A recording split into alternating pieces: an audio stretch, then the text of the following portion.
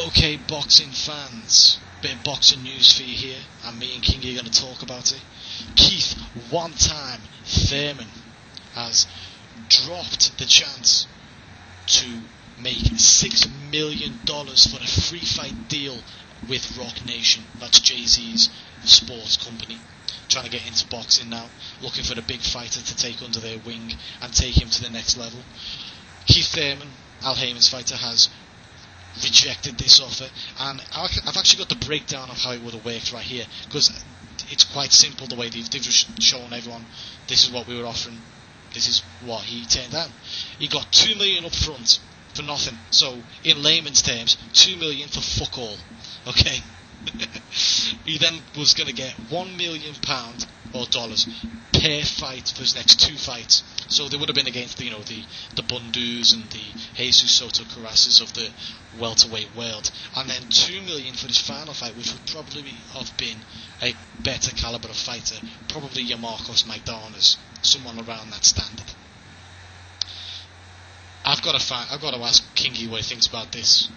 I'm just going to give, before I do that, I'm going to give a bit of perspective into this and why I think this is a terrible, terrible decision. Guillermo Rigondeaux only made around $750k against Nonito Donaire.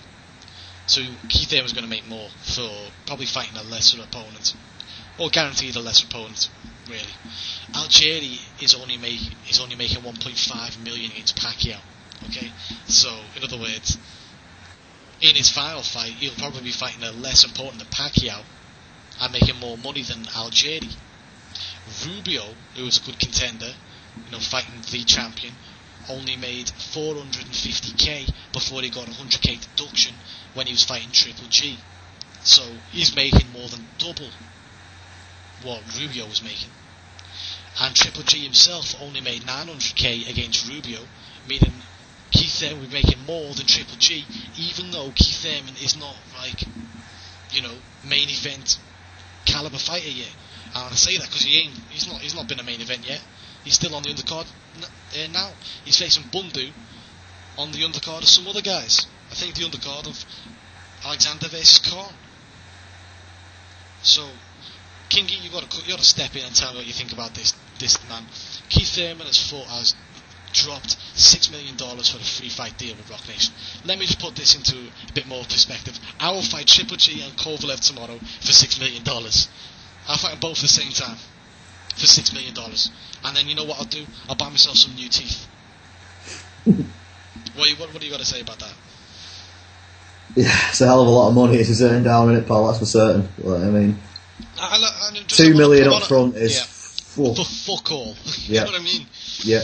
I'm not being funny or nothing, but just the $2 million itself, you could set yourself up for life. Oh, definitely. Then you got a free fight deal. You could lose the next 3 fights, back to back to back, and you're still guaranteed money. Yeah.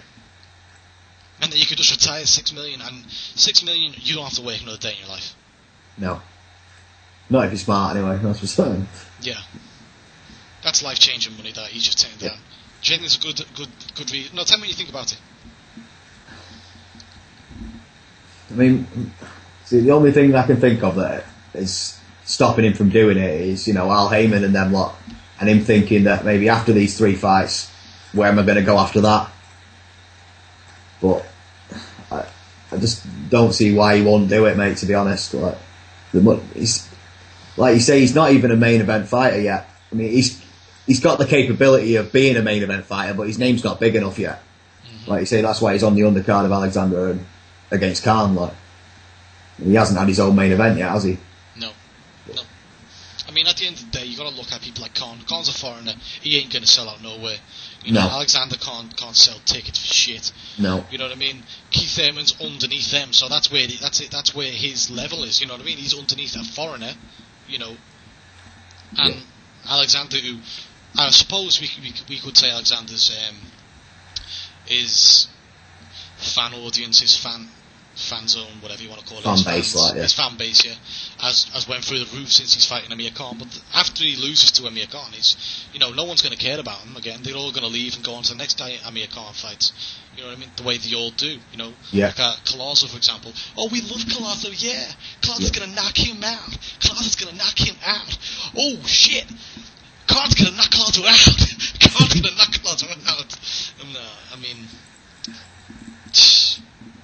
it is a pretty good bill, that one, with the Bundu against. Yeah, but he ain't getting paid. It is a good bill, but like you say, it's not a massive ticket seller because of the people that are involved in it, How much do you think he's getting paid for that Bundu fight? I would probably say, I don't know, probably about a couple of 100,000 at the most. But. Yeah, I can't see it being more than like 400k. Yeah, that's what I was umming and ahhing between like about 200 and about 4 to half a million at the very, very most. But then I thought, no, it's not that much money to be made out of that card. That's what I was trying to weigh up. Like. The thing that I've got to say about these two guys, dropping this thing, even if it's for Al Heyman's, on his say so, is you're the fighter. You should be calling the shots. Yeah. It's like grow a set of balls and fucking tell him no. I mean, at the end of the day, if a guy's, like I said, with the Peter Quillen fiasco, if he's telling you to drop your highest payday, and he's going to say he's going to get you a higher payday, I think you're a bit naive. You know what I mean? To believe it. Yeah, but I'll give you a benefit of doubt for that one. Okay, I'll give you a slight bit of benefit of the doubt. I don't agree with it, but because I think if it's a walk in the park, you take the walk in the park. With this one, no, this is bad. 6 million, he ain't making that much. You know what I mean? I'd ask Al Heyman, I'm taking this deal. I'm taking this deal now, unless you give me 2 million. You know what I mean? I'd just be like, you can sit on your arse, I'll give you 5% for fuck all, mate, Exactly. I'll come back to you after that.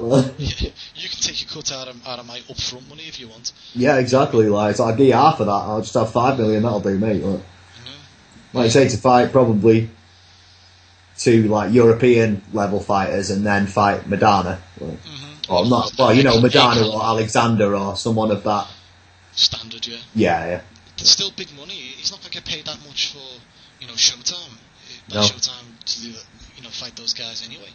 I think it's naivety for these people to think that Al Heyman's going to get them more money than they're actually worth, unless they're fighting on the Floyd Mayweather undercard, and Keith Thurman ain't fighting on the Floyd Mayweather undercard, is he? No. So, I think Showtime's going down a lot recently. I really do. Yeah. Like, I think HBO's really taking over. I mean, it's going to be interesting to see what happens with this. Is it CBS, the normal cable station that Heyman's taken over? That's Heyman's going to put boxing on. I'm not sure which one it is. I'm not sure if it's CBS. I know that it's apparently going to go live after the Super Bowl next year, which is like early February. So it'll be interesting to see what happens with that, and what the figures are like with that. But so is it who owns Showtime? I don't know actually. Is it CBS or is it someone else?